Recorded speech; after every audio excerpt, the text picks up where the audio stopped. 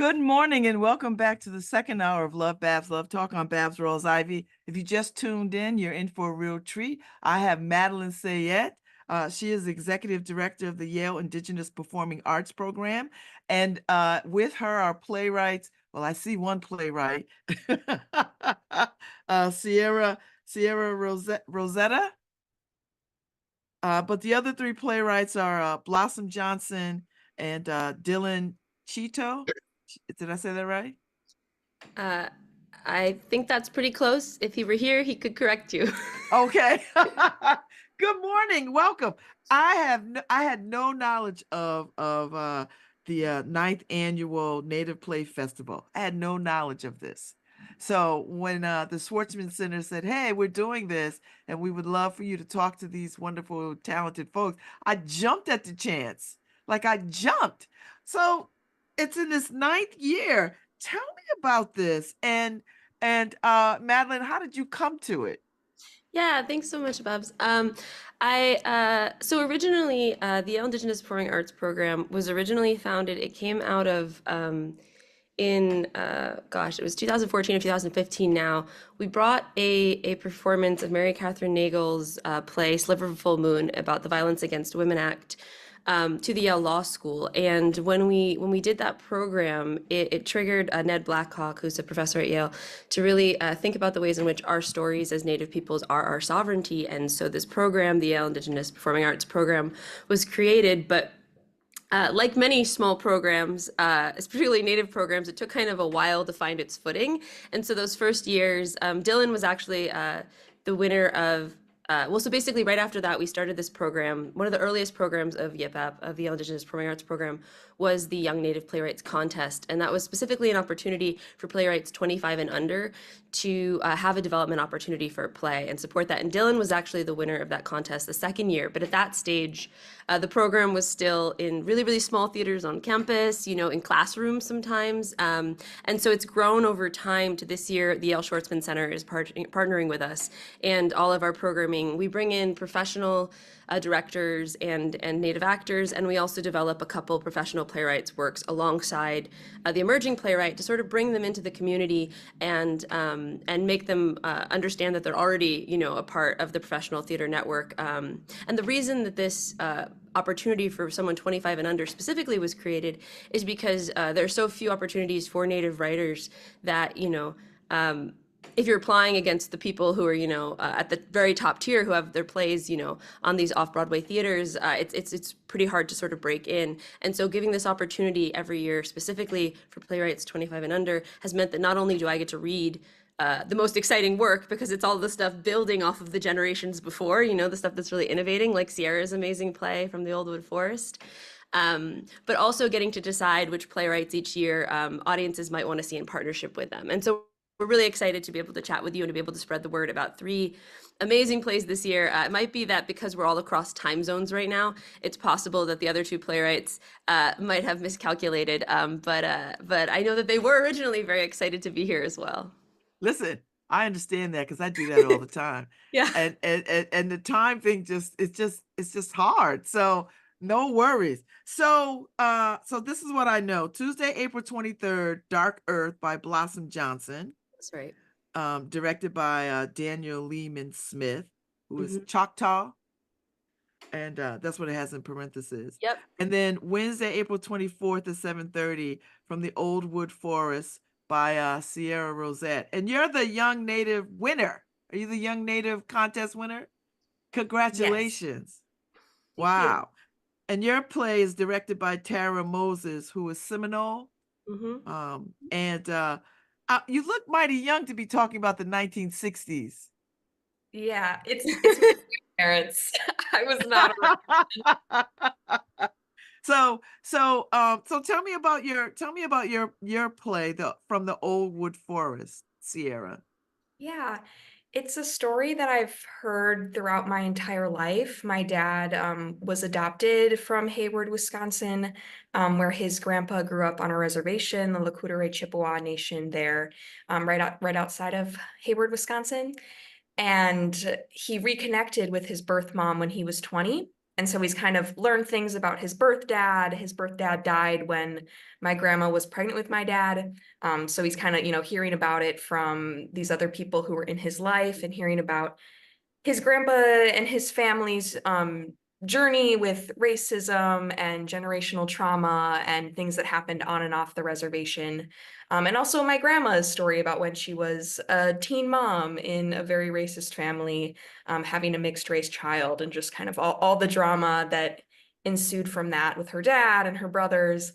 And what initially like really piqued my interest of turning this into a play was my grandma told us that after my grandpa died, she would have this recurring dream of him, and they would talk in the lobby of their high school gym where they first met, because it's kind of like West Side Story. They met at a high school dance, winter formal dance, very much that cliche.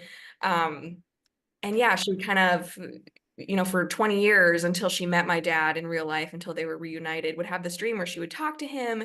And so that initially piqued my interest I was like, oh, this is a play. Like this has a lot of drama. This has a lot of plot to it. And so I asked my grandma if I could tell her story. And yeah, she was very eager to have her story be told, because it's a crazy story. And most of I what's in the play actually happened. I love it. So Madeline, you put a call out Mhm. to Native artists playwrights under 25. Yeah. And what's the response like? And then how do you choose? Yeah, I know, right? It's very hard. Yeah, no, it's been cool because it's gotten bigger each year. This year was actually really hard because there was a lot more response than we'd had in previous years, and a lot of the plays were very good. We ended up naming 3 finalists and then choosing Sierra's play. But there's a committee, so we put together a committee of professional Native theater artists, and it's um it's always actually like really hard, you know what I mean? Because people have different opinions, there are different things they're drawn to, and ultimately, like everyone has to form consensus and agree on which play is going to be chosen. But there's always a lot of really exciting plays out there, and I'm hoping that some of the people who weren't chosen this year will submit in future years. Sierra was a finalist in a previous year, and then resubmitted. So it's one of those things where I always say, like, just keep submitting. But it's just really exciting to get to work on Sierra's play, to get to have it on campus, to get to share it with people. It's such a beautiful story. It being a true story, I think, is also just really meaningful. And I feel like it's also great to have it with 2 other plays that feel very different. Blossom's play also takes place in a different time period, dealing with a mine, but it's not her personal story yet. It is about personal things to her. And Dylan's play is this sort of play that deals with this like queer supernatural space in which there's a trickster figure that's sort of a piece of his own invention, that is like a hybrid Americana trickster figure. So I think that there's a lot of exciting things about both being able to present Sierra's play and also being able to present it in conversation with these other playwrights who then can also serve as mentors for her beginning her professional journey. So Madeline and Sarah, what does it mean to have Native playwrights tell their own stories uh outside of the white gaze? Because I can't imagine. I mean, I can't imagine. I'm a woman of color. How hard it must be in the face of uh,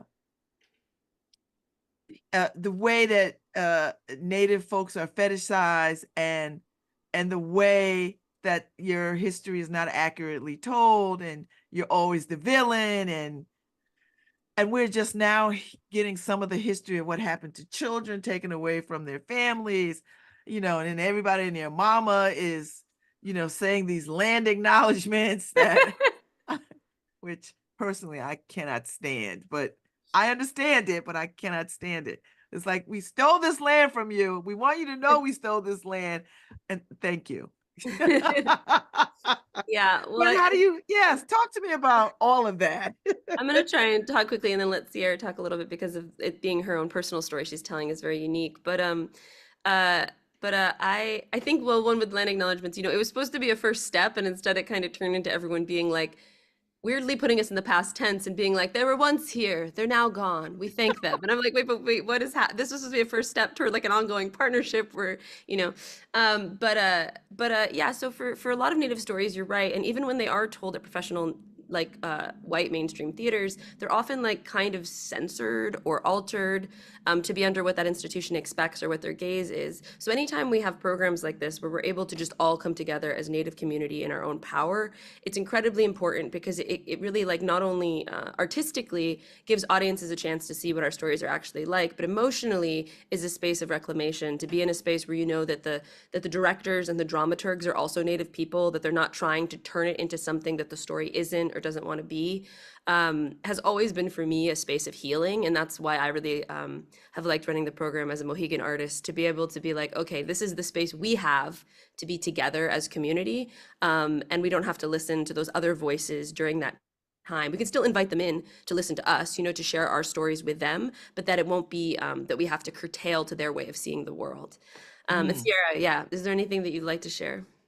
Yeah, I first came to Yale Indigenous Performing Arts program about 2 years ago as an actor, just meeting people through auditions and directors, and it was the first time I remember being in a Zoom room with all Native folks, and my heart just was so happy because my dad was adopted. I grew up in a very white town, and my sister and I were like the only Native folks at the college that we went to, and so I remember just feeling like, oh, this just it's so special to me, and especially the fact that it's Native directors and actors and like other Native playwrights. It just means a lot to be in that space because it's just something I never see. Especially I've been in academia my whole life. I'm now in grad school, and right now I'm in a show where there's one other Native actor, and even just that, we're like, yes, this never happens. So yeah, this program just really means a lot to me. Huh. So, Madeline, when they win this contest or when they come to this, where do they take these plays? Like, where does the work go? Is it produced other places? Do they take it other places? Does winning here green light them taking it somewhere else? What happens? Yeah, I mean, it varies. It doesn't automatically. There was a point where we tried to set up an automatic partnership where it would be like, you now get immediately a production, but it was tricky just given all of the financial straits of the other theater at the time. But a lot of the plays have been produced afterwards. It's I think that people then hear about it, they know about it. Our native theater community isn't that big, you know?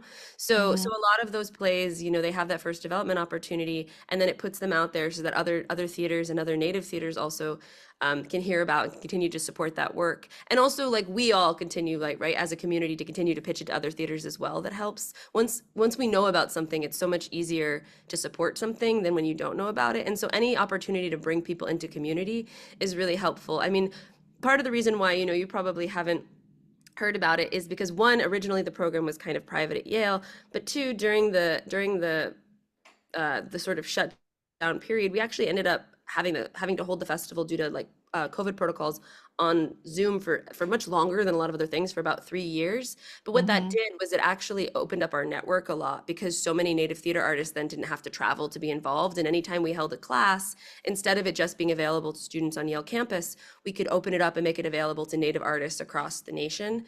And so that was a really important moment for us as community, to be able to, instead of bringing 20 artists to campus, right, we could have 70 something artists gathering together in these Zoom spaces.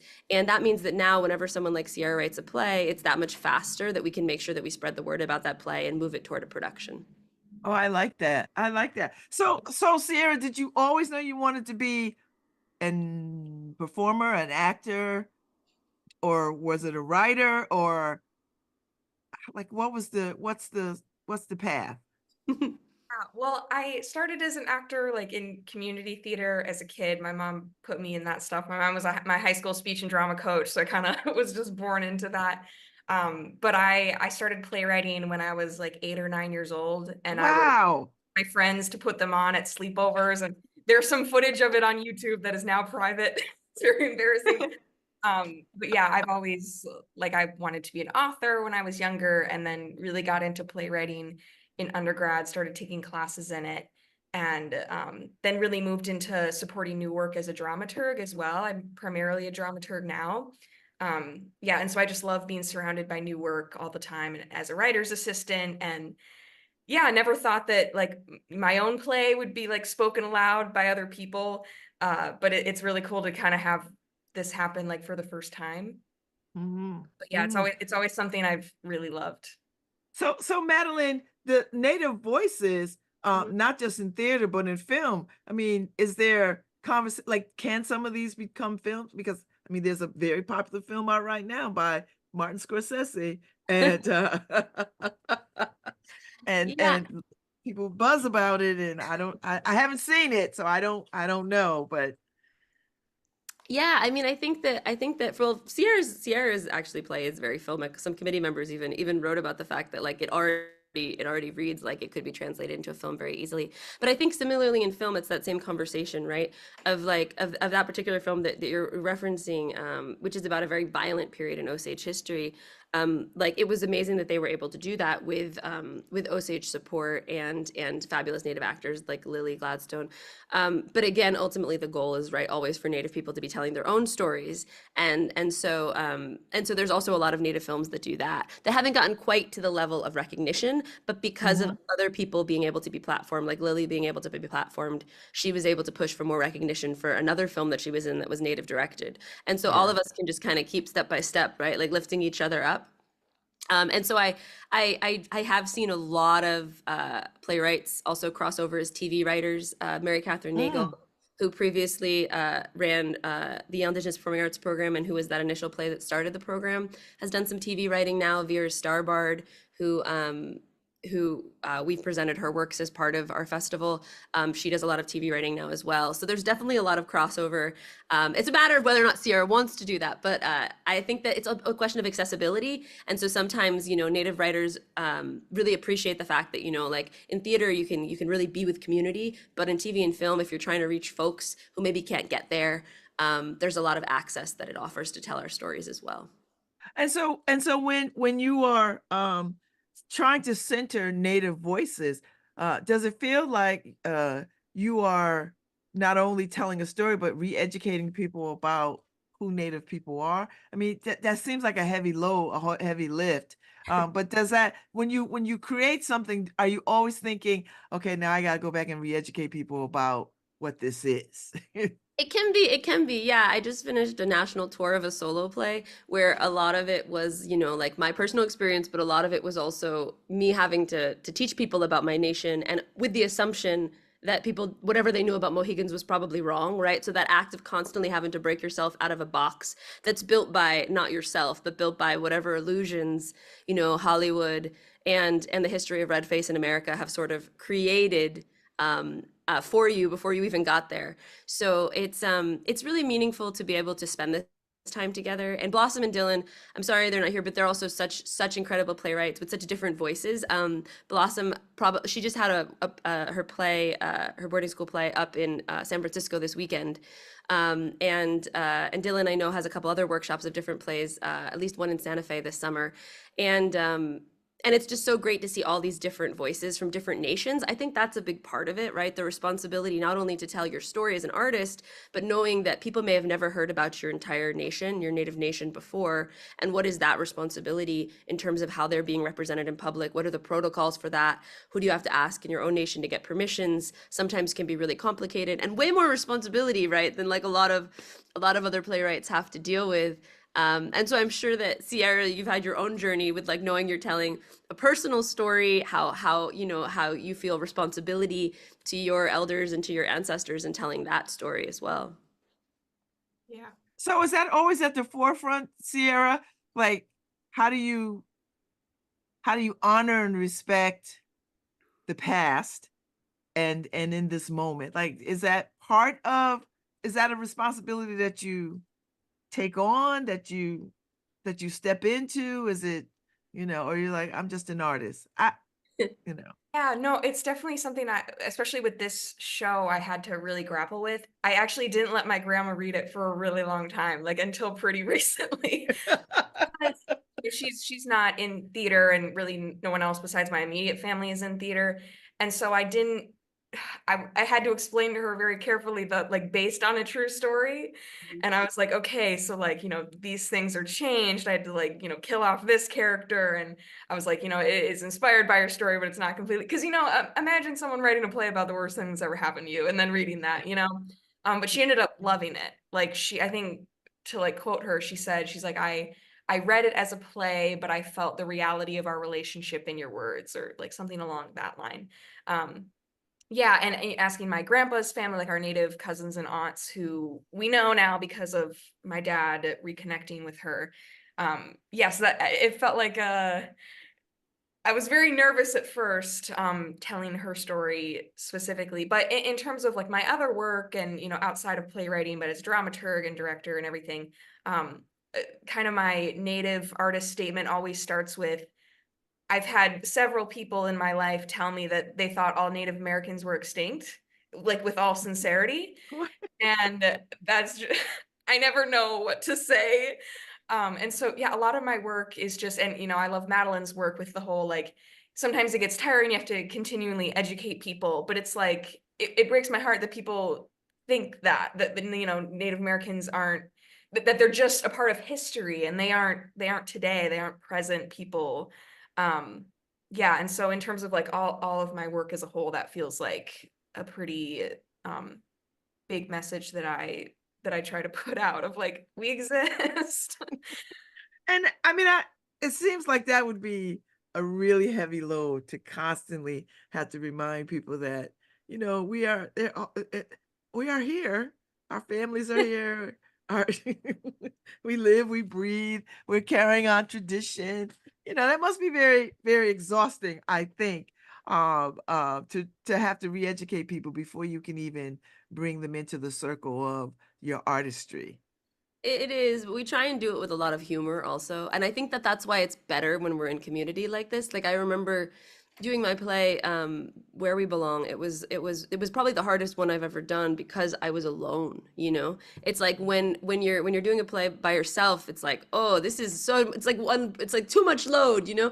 But when you're able to like tell these stories with other Native people, I think that's when you're able to be able to laugh about it, you're able to be able to make jokes about it. And some of these plays, like, have the most uh terrible sad moments next to the moments that just make you laugh so hard you cry. And I think that that's sort of like, an attribute to a lot of Native peoples and everything that we've survived, but also just a really helpful tool for audiences to be able to understand, because so much of what people say, right, it's this, when they're encountering Native theater for the first time, they're either so excited to learn, or they're like, oh, I feel like I'm getting some kind of lesson. And it's like, well, like, if you'd known before, if we had been educated, if our school systems had taught you anything about Native peoples, then it would have been so much easier for us because we wouldn't have had to give all that information in the play, you know?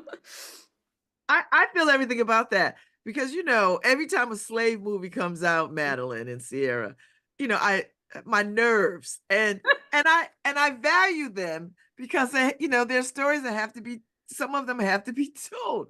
But Yeah. I'm telling you, every time I see one, I'm like, can we tell another story? Like, does our pain have to be on display? But it's necessary because, like you just said, Madeline, if we got this education in school, then we could cut to the chase. Yeah. We could get to higher ground. We could get to another level, but we have to like go back and like, this is what this is. This is how this happened. This is how we. So do you ever feel like uh that you can tell a story without, I don't even know if I want to ask it this way. Um every native story is not ripe with trauma. Hmm. Can I say that? Is that Yes. true? I think it shows up. I would say this is actually a good question. Listen, I think that there's a little bit of intergenerational trauma that might show up in different ways, but I will say that there are a lot of stories that are imagining possible futures and that are ripe with native joy.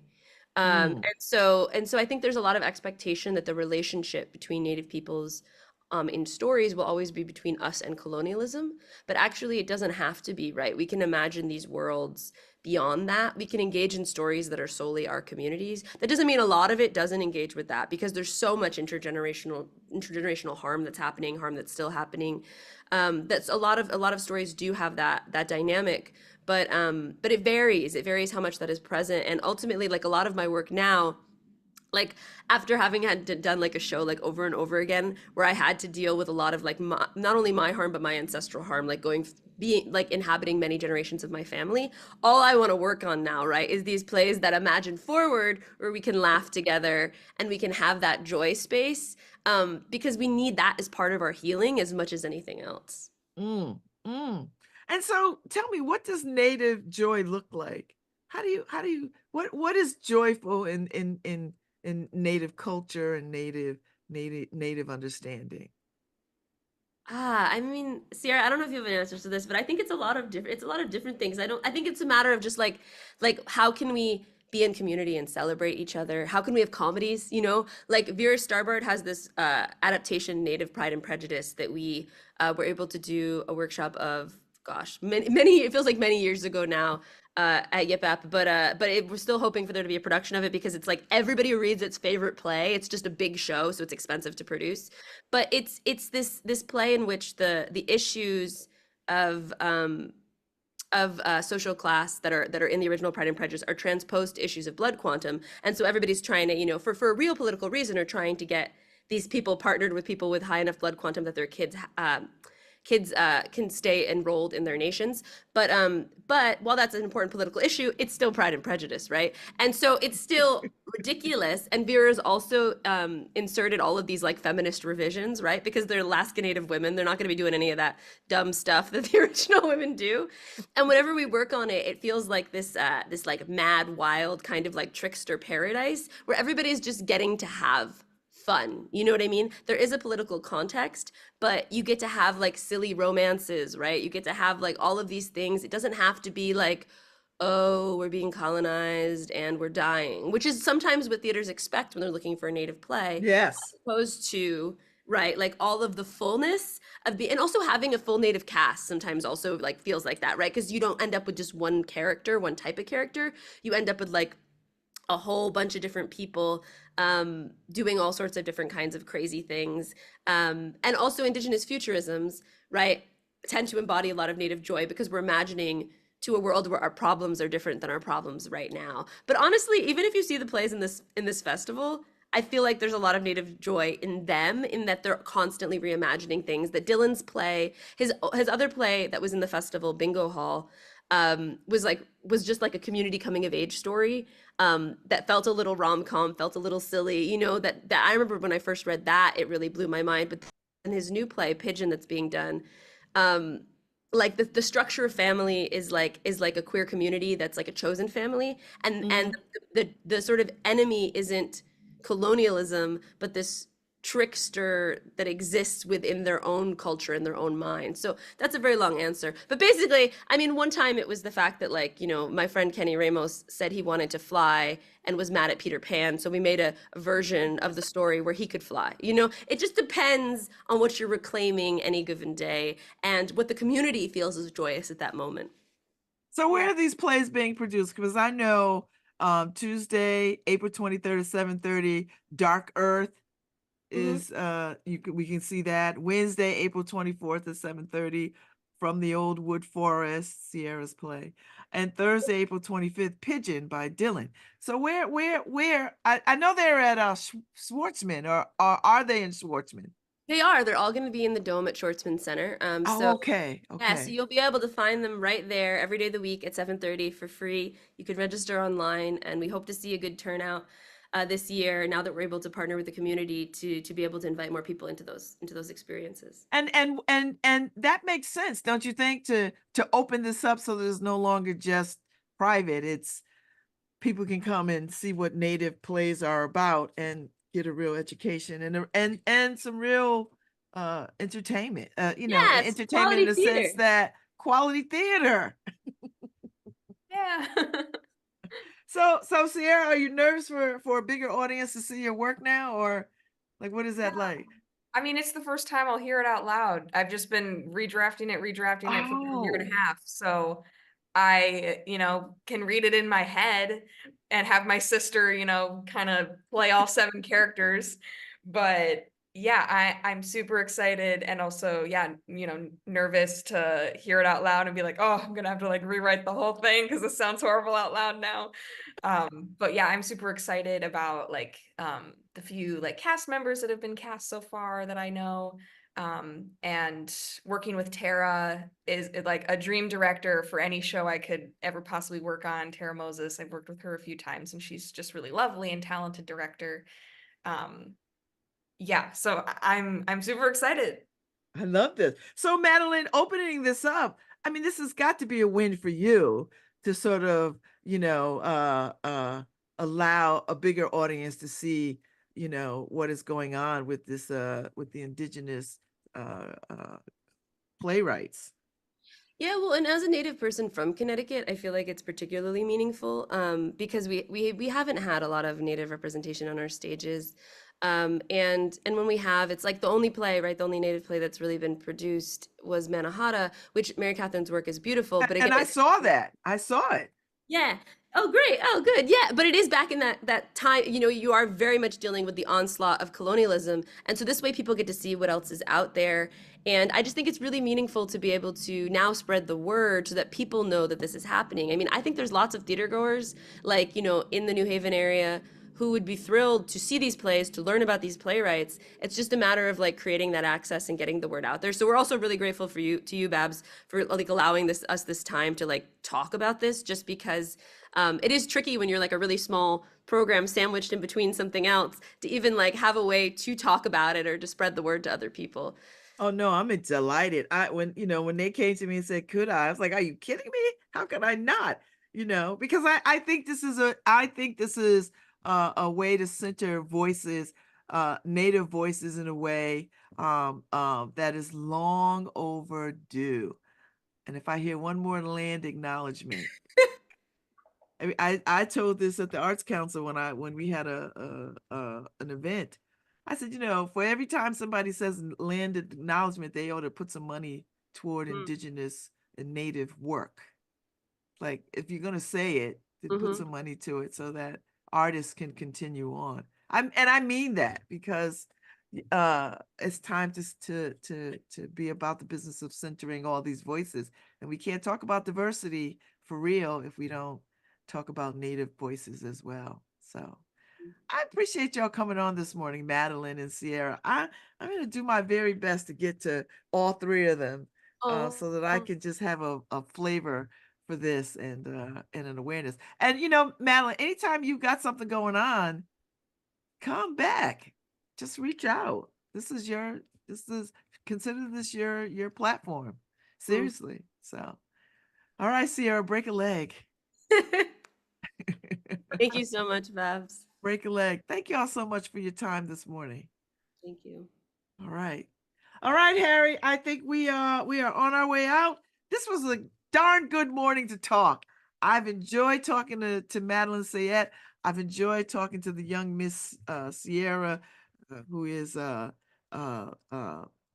blossoming playwright in her own right. And it was a good time.